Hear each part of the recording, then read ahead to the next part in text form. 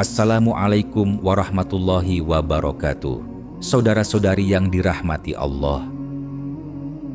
Pernahkah terbayang betapa seringnya kita mendengar narasi yang mendiskreditkan Islam, terutama terkait posisi wanita?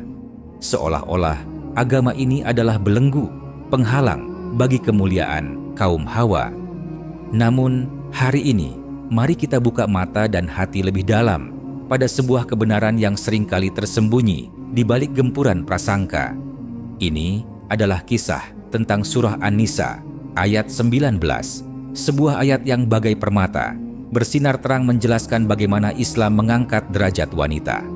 Bayangkan, seorang wanita, dia membaca ayat-ayat suci ini, dan dalam video itu kita mendengar suaranya, tenang namun penuh keyakinan, saat dia mulai menjelaskan bagaimana sebelum Islam datang, wanita adalah warisan yang bisa diwariskan secara paksa, tanpa hak, tanpa suara.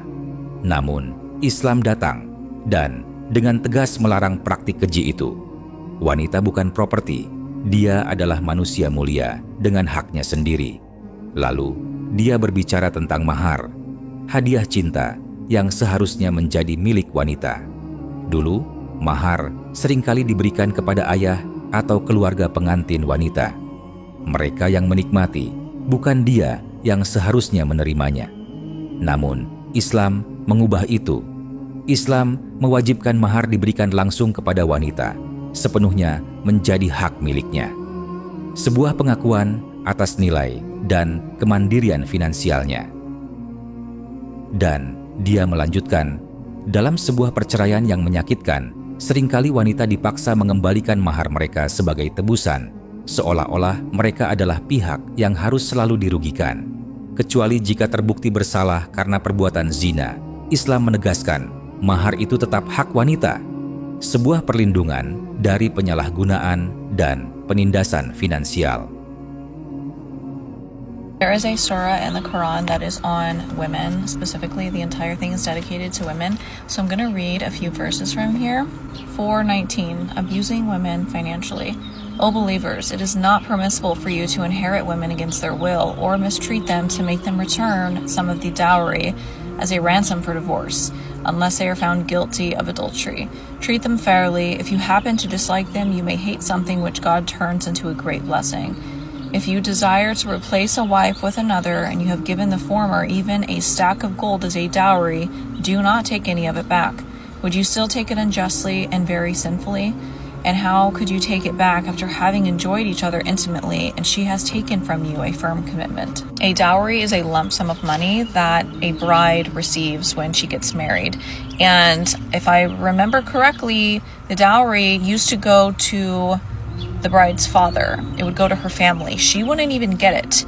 It wasn't until Islam came about and they said, no, the bride gets the dowry, the husband can't touch it, unless like she commits adultery, then obviously that's in question. Saudara-saudari, wanita ini, dengan setiap kalimatnya, dia menunjukkan bahwa Islam bukanlah penjara, melainkan pelindung. Bahwa di dalam Al-Quran, di dalam surah An-Nisa, yang bahkan dinamai wanita, terkandung penghormatan tertinggi atas status spiritual dan sosial mereka. Video ini, saudara-saudari, meledak di media sosial.